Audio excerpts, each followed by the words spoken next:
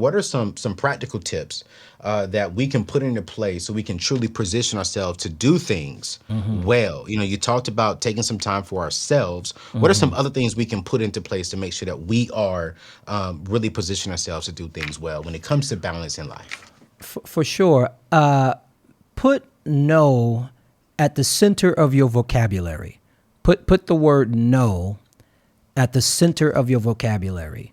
No, there's a chapter in the book called The Power of No, which could be one of the most powerful chapters in the book. Yes. It speaks to the fact that your yes is expensive. The reason why no is important and really getting comfortable with no. Most people don't like to say no. And the reason why they don't like to say no is because they're into instant gratification.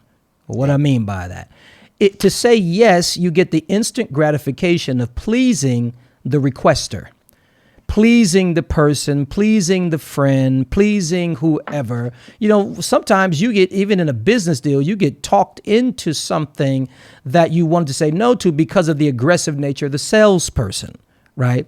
And so no. So we have to get good at no.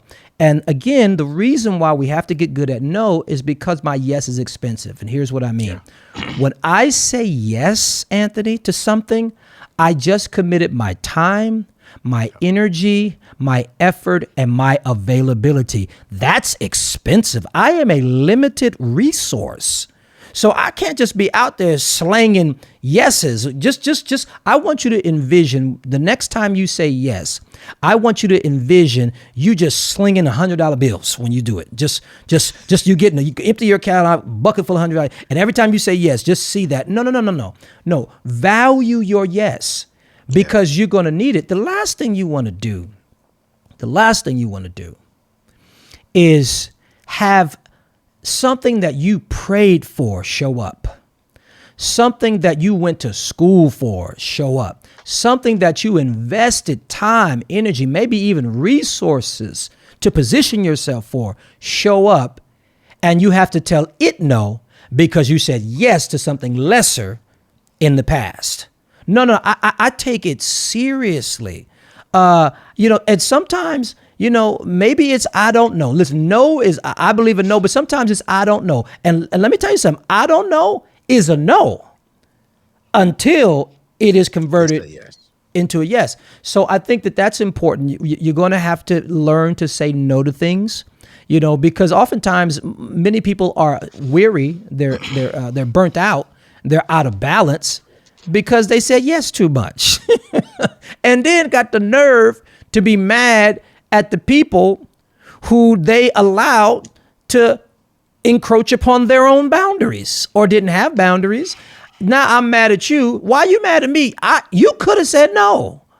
You mad at me because I asked you to do something that you should have said no to, and you did it anyway and snared yourself and missed an opportunity, and you're all burnt out and you're all stressed out and you missed something, and you could have told me no. Now here's another thing. If you have a friend that you can't tell no, you don't have a friend. Now wait a minute, PT. You just upset somebody. Come on. Come on. You trying to tell me? Because I've told my friends no. Like, hey, man, I can't do that. Hey, man, let me get you on your show and promote this. I'm sorry. It doesn't align with what I'm doing. No. Oh, man, you're arrogant. You're stuck up. You're selfish. Ooh, like, what do you mean? I thought selfish. you was my boy. And I'm you're like, selfish, huh? Look at that. See, look how crazy people are. You're trying to protect your time, your energy, your vision, and you say no. And then the narcissist flips it around on you and says, yourself, what do you mean I'm What? I'm selfish? You're trying to get me to violate my principles, my boundaries, my vision, what I'm trying to build, and I'm selfish? See, and here is the thing. The reason why you have to put a no out there every once in a while is to qualify the relationship. Ooh. Just to qualify the relationship. If you're done with me because I chose me, you weren't worthy of me. You weren't worthy of me. If you're done with me because I chose me, you're not worthy of me. Thank you for letting me know, because you were taking a space that something or someone that was worthy of me should be in. I love no. And let me say something else. Because loyalty is a big word. Let me tell you something, Anthony. I love loyalty. I am fiercely loyal, like fiercely. And people say I'm loyal to a fault. I'm actually not loyal to a fault. Because loyalty, watch this, loyalty should never make you wrong. Come on. I'm not loyal to a fault. So here is the fault that they're talking about. Loyalty to a fault is when here is where my boundary, here is where my limit of loyalty stops. I am completely, radically loyal to you until being loyal to you means being disloyal to me. That is no longer loyalty. Now we have reached the borders and the boundaries of loyalty. You know, and I don't want a friend who would hold me to their idea of loyalty at the expense of me being disloyal to myself. See, and how do you know you're being disloyal to yourself when you start feeling out of balance and out of sync with yourself? Or is it just, are there certain things that you have in place, like your morals, values, etc.? It's both. You know, it is, we have to have limits. We have to have boundaries. I believe, you know, I talk about this in the book, like every day I meditate in the morning to remind myself of who I am, where I'm going, what season I'm in, and what word is governing my life. So every single day I am reestablishing myself in a direction, in a vision, and in a mandate. So I am acutely aware of what is for me and what is not for me. I'm acutely aware of what looks like it's supposed to be in my life and what is not. And so when something is brought to me that requires my energy, my effort, myself, and it does not fit within the parameters, the predefined parameters of my vision, then I cannot say yes to it. Because in doing so, even though it would be good for you, it would be bad for me. You know, and maybe it's not, you know, maybe it's not now. That works too. But even not now is no. Yep. It so is. You know? You teaching us nicer ways to say no. You say Yes. no is the word, but if you want to be a little bit kind of, not now, maybe next time, or nah, maybe next time. I wouldn't do that, because then you're inviting them back when you know you really want to say no. We may as well just say no. And I say that because you know how many times I've said yes to certain opportunities, to certain things. And then as soon as I said yes, the very next day, I'm like, why did I say yes? Yeah. I'm at this particular event. I'm doing this particular thing for, you know, a friend. And I'm sitting here like, man, I could have been at home. I could have been building my vision. I could have been spending time with my father, my family, my nieces, and my nephews. And you're right. My yes are expensive. Yes. And it's like, man, I could have been doing something else that is more valuable to me than doing this. And sometimes I've left the event feeling like, just feeling ashamed that I even did it, because I'm like, I should have said no. You know, go ahead. you know those cars, Anthony. Now, if it's not an electric car, most of them now are built with this setting where you come to a stoplight and the car shuts off automatically. And if you wanted to, and you have the option of turning that off, you know, to get what you're going, but the default setting It's off. is off. I think in order to protect your yes, your default setting has to be no. It has to be no. I'm not saying that to say don't be thoughtful when something is brought your way, but you have to be so protective. You got to be so protective over your yes that they almost have to pry it out of your hands. Right. Wait. What is it you're asking for again? What is it? Pray, all that kind of stuff. Because once I release my yes, I cannot get it back. And I'm going to need it for my future. Yeah. I'm going to need it for my future. And so I think that is one of the most powerful chapters in the book. It is. And I'm going to ask you this question, because I think there are a lot of people watching right now saying, PT, you are right. I said yes to something. You said it's hard to get my yes back, but I do not want to do it anymore. And I still have time to be like, to change that yes. But how do I change that yes the right way to where it doesn't damage the relationship? It doesn't make me look weird. Is there even a way to do that? Like, if you go back and you change your word, you could possibly lose that relationship, right? Yeah, but the answer to your question is yes, because you could have said yes, and then later realized that it was a mistake. You can come back and do it. You said, "How do you do it?" You do it with two attributes: apologetically and definitively. Ooh. Apologetically, hey, I'm really sorry. I had to do this recently. I'm really sorry. I realized that me pulling out, somewhat at the last minute might cause you, an issue. I feel horrible about it.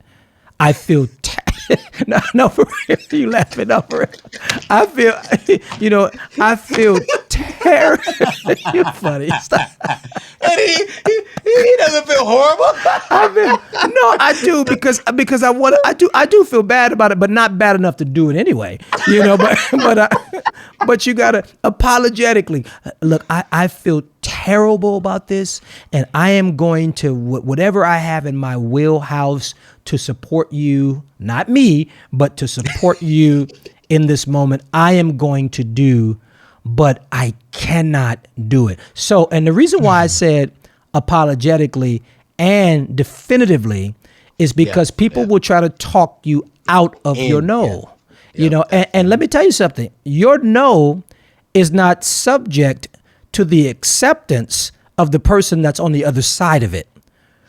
Okay, your no is not a negotiation. Your no is not a partnership. It doesn't require the endorsement of another party. Your no is your no. And but be graceful, be apologetic, be honoring, but be definitive. Be definitive. I'm so sorry. I'm so sorry. And this practice. You me. practicing for something. You practicing for something. I'm so sorry, and this hurts me that I have to. Oh yeah. Oh man. Yeah. But I can't do it. I don't know how to see that. I just like, hey man, I can no longer do the event. I'm so sorry. All right, I can no longer do it. That's good. I gotta That's practice. Good. I gotta practice like you. You're the season in it. You're seasoned in it. I'm gonna practice that tonight, honestly, because I need to go back and say no to certain people. Jesus, I should have said no to certain dates, but that's another conversation down the road. That's another conversation. As we're coming to a close, PT, because I definitely want to respect your time, and you guys, you have to get this book Balance. PT has put, and I say PT, you guys, because most people who know him and follow him call him, that's short for Pastor Touré. You probably saying, who is PT? It's Pastor Touré. All right. And so I really do want to encourage you all to get this book. And I would say get two copies. Get one copy for yourself and gift this, especially, here we go. Single people, if you're dating someone, get this book and get it for the person who you're dating. And y'all read this thing together. One of the things that I'm really focusing on, when I do settle down, is me and my significant other, the person who I'm dating, we will read together. We will grow together. I don't have no more specific goals. I have growth measurements. How am I growing? How are we growing? And as we're continuing to grow, we'll accomplish everything else.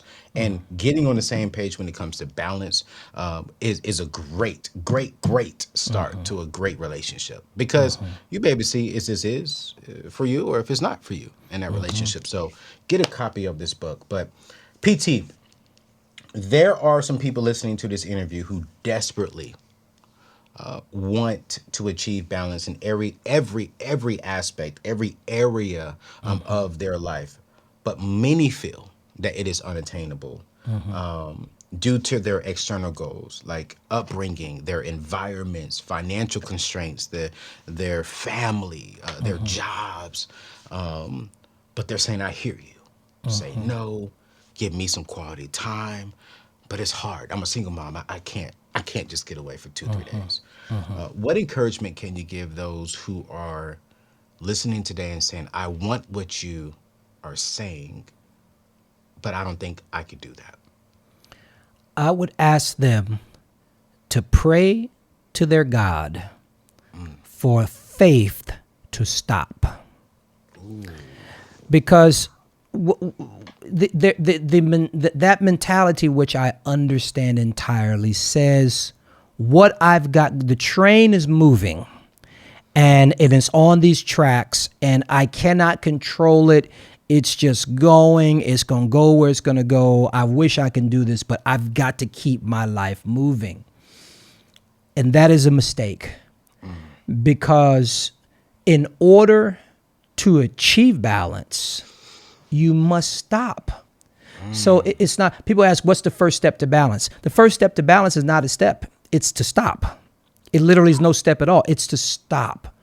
And that's the hardest thing for people to do. It takes more faith to stop than it does to go forward and do great things. Because the idea is, if I stop, I'll lose money, I'll lose relationships, I'll lose opportunity, when the reality of it is, if you're not balanced, you're losing money. Your relationships are struggling and you're missing opportunities because life has you by the horns instead of you having life by the horns. And so, and you can't even, let me tell you something. And if you're an entrepreneur or career person, you want to scale your business, you cannot scale without stopping to evaluate, to assess, to reconsider. I'm doing this now, but some people are doing things that worked for them before, but is actually counterproductive now. But because they're locked into a certain rhythm, then they don't have an opportunity to assess. And so what happens is, when you stop, it allows you, watch this, to be aware. Your train is on the tracks, is moving. You don't even see what terrain you're passing. You don't even know where you're going. So I have to stop. So you have to pray to God, however you get your strength. You stop and you say, I need the faith to stop, because if I don't stop, I can't scale. If I don't stop, I can't win. If I don't stop, I will never find balance. And if I never find balance, I will never be able to give my best self to the things that I say matter the most to me.